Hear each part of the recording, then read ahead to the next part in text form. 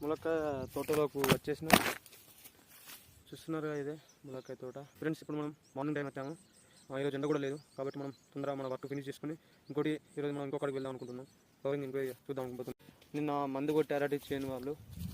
ఇప్పుడు మనం పోయి మన బాక్సెస్ అనేవి ఎలా ఉందో చూద్దాం. ఇప్పుడు ఫ్రెండ్స్ వెళ్తున్నాం. వీళ్ళు ఏంటంటే చెట్లు మరీ దగ్గర పెట్టారు. కొంచెం నా మీద మన బీచ్ వాళ్తున్నాయి ఆల్రెడీ.